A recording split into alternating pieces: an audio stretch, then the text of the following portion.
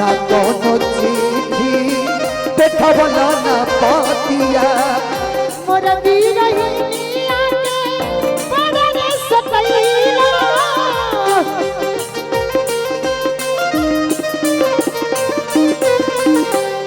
hello Babita ji एगो बात याद आ गेल हमरा बोली ई दृश्य देख के हमरो के लगही सुतालिए आमा हमरो के लगही सुतालिए आमा बेटा राउर पी के रोज कदले डरामा बेटा रोज पी के रोज कदले डरामा सेज पर रोज रोज आके सुख जाता सेज पर रोज रोज आके सुख जाता लगता सवतिया से जोड़ले बनाता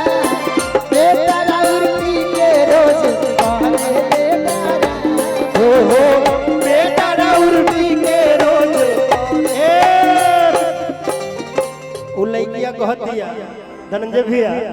कि रोजे रोजे रतिया के अरे दारू पी के आवेला अब पीट के केवाड़ी हमरा के जगावे सुमन जी हम जाना तनी को पिया तोरा आउ जाना तनी का कहले बानु वहां के कि राह चलीले टटके ला सोनार सैया जी क्या बात कि राह चलीला टटकेला सोनार सैया जी काहे जिया जिया नथिया गढ़वला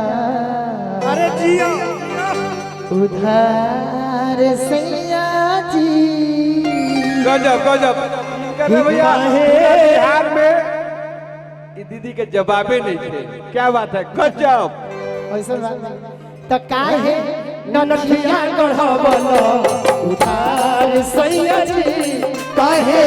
नथिया गढ़वला उधार सैया जी राह चलीला तो केला सोनार सैया जी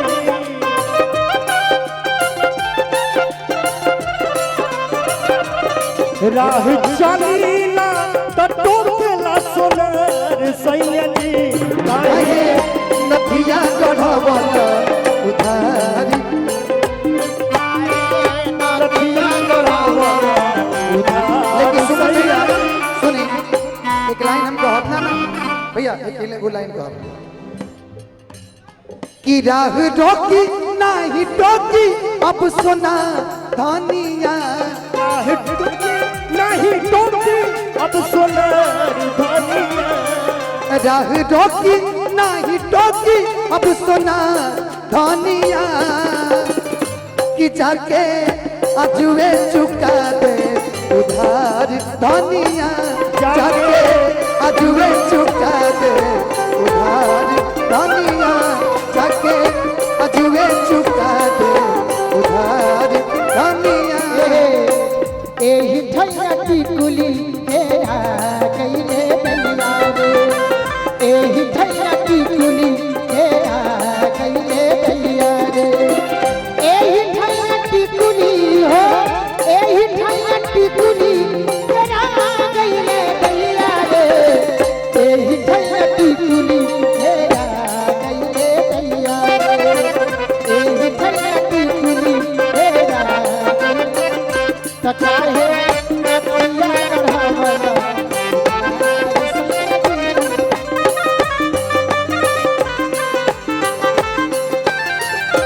अब मैं यहाँ से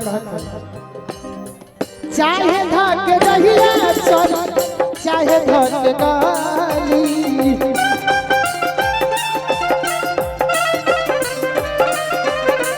कहे लाती है चला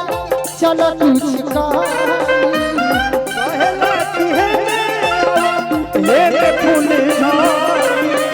चाहे धक रहिया चली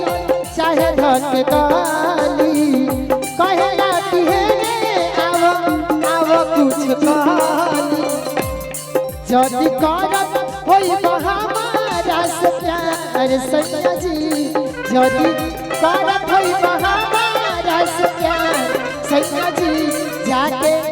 आजुए चुका दो उधार सैया जी जाके आजुए चुका दो उधार सैया